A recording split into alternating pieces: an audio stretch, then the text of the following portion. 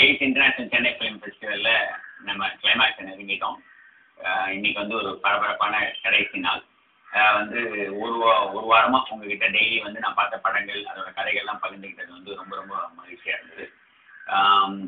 இன்னைக்கு நான் உங்ககிட்ட வந்து எனக்கு ரொம்ப பிடிச்சது நான் பார்த்த படங்களில் பகிர்ந்து போகிற படத்தோட பேர் என்னன்னு கேட்டிங்கன்னா, முதல்ல என்ன படம், எதை பற்றின படம் அப்படின்னு பார்த்தீங்கன்னா, எனக்கு பின்னாடி என்ன இருக்குன்னு பாருங்க.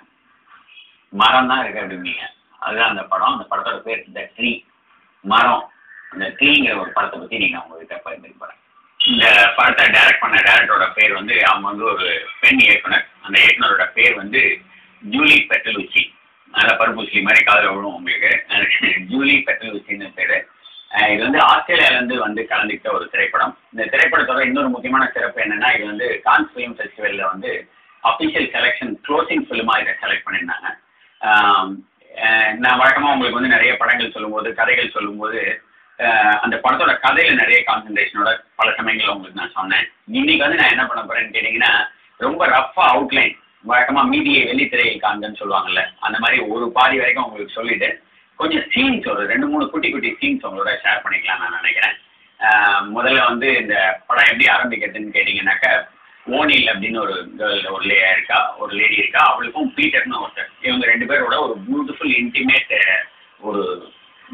ஒரு சீன், அந்த நெருக்கமான ஒரு காட்சியோட அவங்க 2 பேரோட முதல்ல அந்த படம் ஆரம்பிக்கிறது.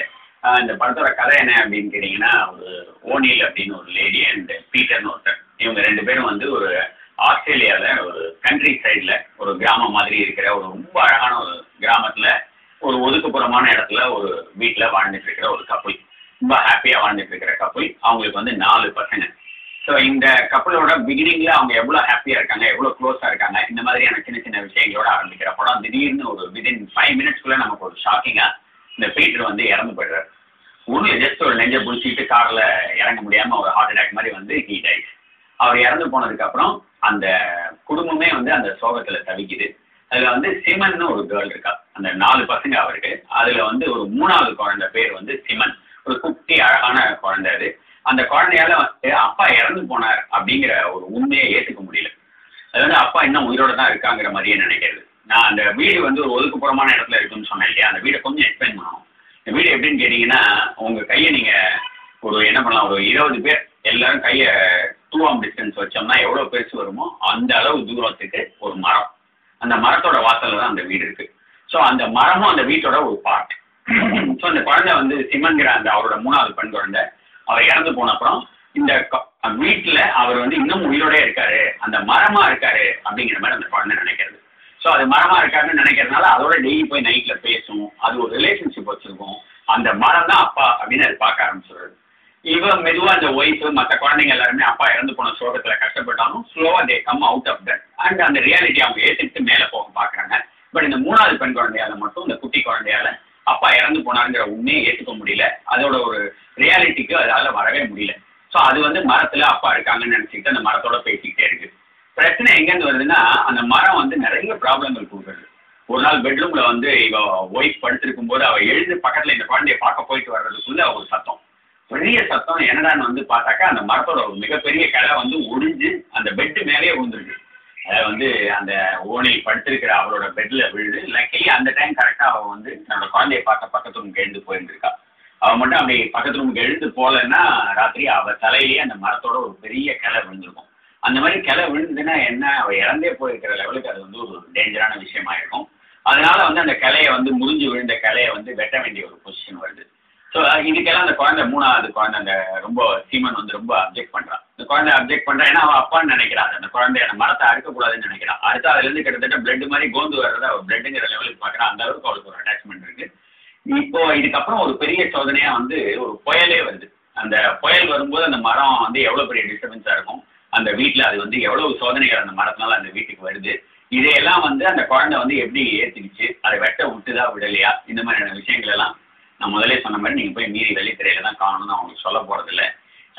நான் இன்னொரு பாயிண்ட் இந்த இடத்துல அவங்களுக்கு சொல்லணும்னு நினைக்கிறேன். ஜெனரலாக வந்து நம்ம வந்து பல சமயங்களில் நம்ம வந்து காட்சிகளை வந்து படங்களை தாண்டி ரசிச்சிருக்கோம். ஏதாவது நான் வந்து உங்களுக்கு தமிழ் சினிமாவில் வந்து உதாரணம் சொல்லணும்னு வச்சுங்களேன், திருவிளையாடல்னு ஒரு படம். திருவிளையாடல் பக்தி புராணம் கதை அது மட்டுமா அந்த படம்? அதை தாண்டி நீங்கள் இன்னைக்கு யோசிச்சு பாருங்க, இன்னைக்கு எதிராக நிற்குதுன்னு கேட்டிங்கன்னா தர்மிக்கும் சிவபெருமானுக்குமான அந்த உரையாடல். எவ்வளோ அந்த அந்த ஒரு சீன் இன்னைக்கும் நிற்கிறது, எங்கே பார்த்தாலும் அது கல்யாணத்தெல்லாம் போடுவாங்க, ரெக்கார்ட் பிளேயரில் போடுவாங்க, அந்த அளவுக்கு அது ஃபேமஸ். அதே மாதிரி மைக்கேல் மதன காமராஜன்ல ஊர்வசியும் கமலும் இருக்க சீன் சொல்லலாம். சும்மா ஒரு பேச்சுக்கு உதாரணத்துக்கு இந்த மாதிரி நிறைய சொல்லலாம். கேள்விகள் மூச்சு விடாத பாட்டுன்னு சொல்லுவாங்க. ஏதோ வேற எத்தனையோ விஷயங்கள் நம்மளை வந்து ஒரு படத்துல கதையை தாண்டி கவருது இல்லையா? ஸோ அந்த மாதிரியான மூமெண்ட்ஸ்ன்னு சொல்றேன் நான். அதாவது வந்து ஒரு பியூட்டிஃபுல் மூமெண்ட்ஸ் இந்த ஃபிலிம். அந்த மாதிரி இந்த ட்ரீ படத்துல பாத்தீங்கன்னா நிறைய பியூட்டிஃபுல் மூமெண்ட்ஸ் இருக்கு. அதாவது வந்து நம்மளை வந்து மனசை நெகிழ வைக்கக்கூடிய, நம்மளை வந்து மனசை வந்து ரம்மியமா சந்தோஷப்படுத்தக்கூடிய பல மூமெண்ட்ஸ் இருக்கு. அதுல ஒரு முக்கியமான மூமெண்ட் என்னன்னு கேட்டீங்கன்னா, ரொம்ப கியூட்டா இருக்கு. அந்த ஒரு சின்ன குழந்தைங்க 2 பேர், அந்த 2 குழந்தைங்களும் எங்கேயோ ஒரு இடத்துல ஒளிஞ்சிக்கிட்டு இருக்கும். எதுக்குன்னு தெரியாது. அந்த சீன் ஓப்பன் பண்ணும்போது பார்த்தா ஏதோ மேலே ஏதோ ஒரு அவங்க தலைக்கு மேலே ஏதோ ஒன்று போற மாதிரி இருக்கும். அது என்னன்னா கொஞ்ச நேரம் கழிச்சு நமக்கு புரியும். ஒரு ரயில்வே பிரிட்ஜ் அது. அந்த பிரிட்ஜு கீழே இந்த 2 குழந்தைங்களும் அப்படியே மேலே பார்த்துட்டு வாயை திறந்து வெயிட் பண்ணிட்டே இருக்கு. வந்துச்சா வரப்போகுது, வெயிட் பண்ணணும். ட்ரெயின் கிட்ட வருது. ட்ரெயின் வந்தோடனே இது 2ம் பிரிட்ஜு கீழே இருக்கு.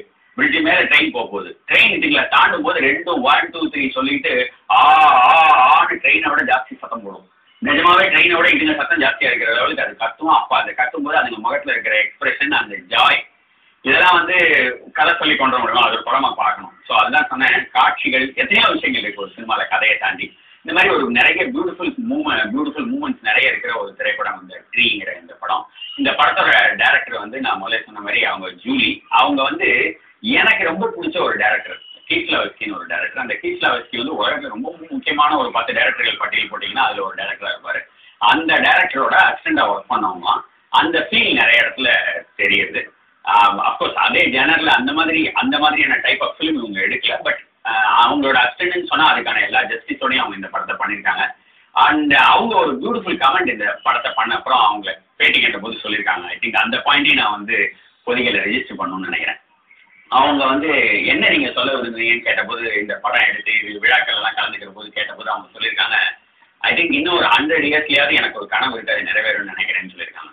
100 இயர்ஸ்ல அவங்களுக்கு என்ன கனவு, என்ன நிறைவேறணும்னு கேட்டிங்கன்னா 33%லாம் இல்லை, அவங்க வந்து 100% பேர் வந்து கனவா சொல்லியிருக்காங்க. அதாவது வந்து எத்தனை ஆண் இயக்குநர்கள் இருக்காங்களோ அதுக்கு ஈக்குவலாக ஒவ்வொரு விழாலையும் ஒவ்வொரு இடத்துலையும் அத்தனை பெண் இயக்குநர்கள் இருக்கணும்னு சொல்லியிருக்காங்க. எனக்கு அந்த கனவு ரொம்ப பிடிச்சிருந்தது. கண்டிப்பாக அவங்க கனவு நிறைவேறும்.